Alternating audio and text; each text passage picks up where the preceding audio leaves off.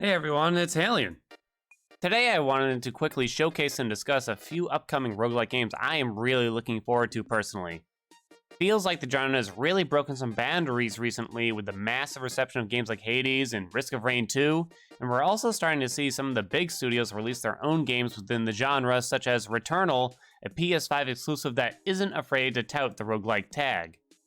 As the genre becomes less niche, we begin to see more and more games that fall into the category. But how do we know which ones will be any good? Well, I've scoured the internet and picked out 3 amazing looking games that I think we can all look forward to, so let's get started.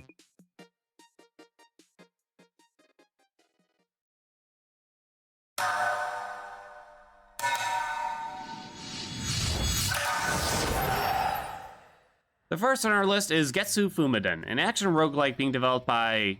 wait, Konami? Really? That's right, folks, Konami is coming out with its own roguelike. I am a huge 2D Castlevania fan, with Symphony of the Night and the handheld games being some of my favorite games of all time, so I am beyond excited for this title. Just watching the trailer and witnessing the gorgeous 2.5D art style and hearing some classic Konami guitar riffs got me all worked up.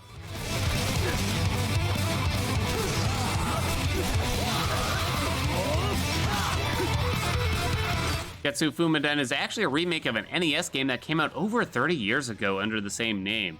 The trailer is actually slightly reminding me of Salt and Sanctuary, a 2D side-scrolling Souls-like game that I thoroughly enjoyed.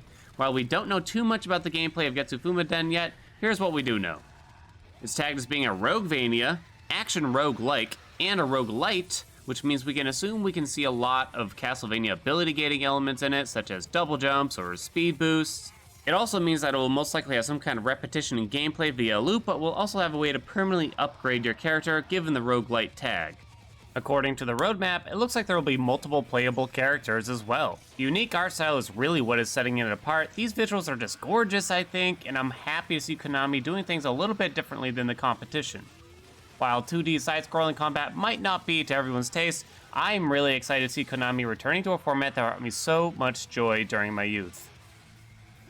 GETSUFUMADEN released on May 13th on Steam in early access and is planned for a full launch on PC and Switch in 2022. Early access means that you'll be playing an unfinished product, but if you're as excited as me, you'll want to get your hands on whatever version you can get as soon as possible.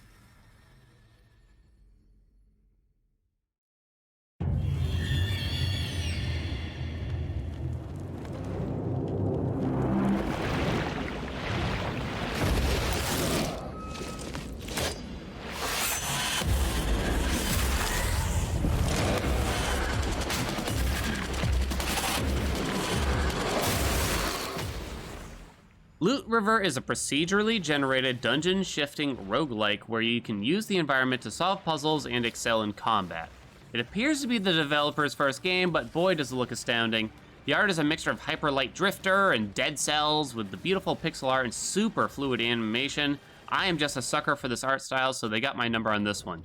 The music in this trailer is also banging, man. It seems like every game I love ends up having a killer soundtrack nowadays.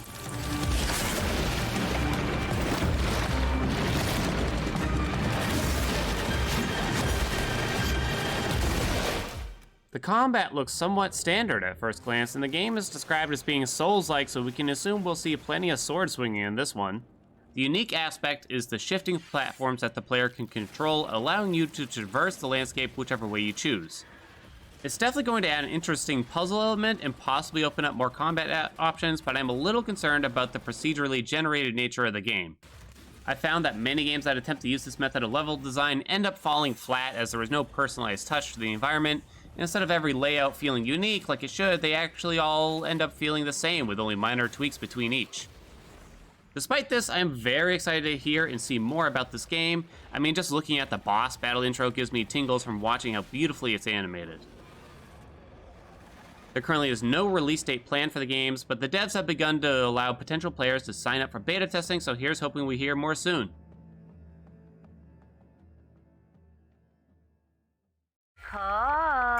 What? You'll never, ever break this loop. There's no never here. Just you, me, and the rest of these maniacs. Bring it, baby. From the developers of Dishonored, we now have DEATHLOOP, and this is the game that you've probably already heard about, if any of these. You can really see the roots of Dishonored in the gameplay we see here. Fluid, first-person combat with a mixture of stealth, gunplay, and melee brawls. What's not to get excited about, honestly? Watching the trailer, you definitely get a James Bond movie vibe with them giving the action a dramatic, almost operatic feeling to it, and the music backing it is definitely reminiscent of those Bond intros. This is where we do or die. And I've been here before. Face to face with the guns. The visuals are top-notch as to be expected by the developer, with a bright and vibrant open-world vibe being displayed. It appears as though the game is much more story-driven than most in the genre, which to me is a welcome adaptation since we saw how successful Hades was with a strong narrative. You play as Colt, an assassin stuck in a time loop who can't break free until they kill 8 specific targets in a single 24-hour period.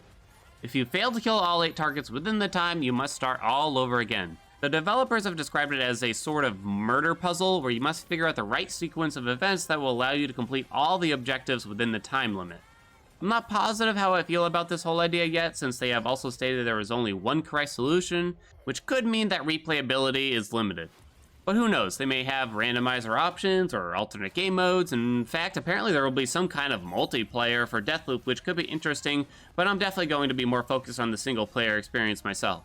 Deathloop is currently scheduled to release on PS5 and PC in September this year. However, it has now been delayed twice, with the initial launch being planned for the 2020 holiday season, and then recently pushing back a May release to September. Here's hoping we don't get any more delays and that it lives up to the hype.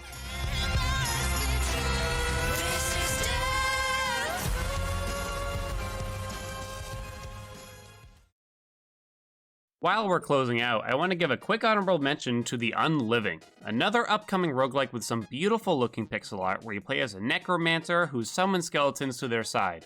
It's scheduled to release in Q3 of this year, and I'll definitely be following it closely in the meantime.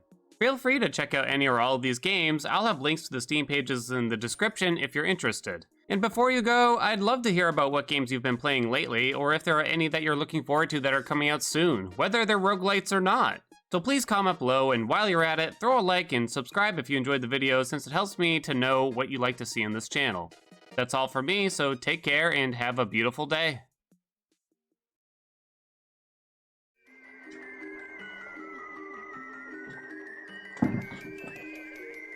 Oh, hey, got you sneaking a peek, huh?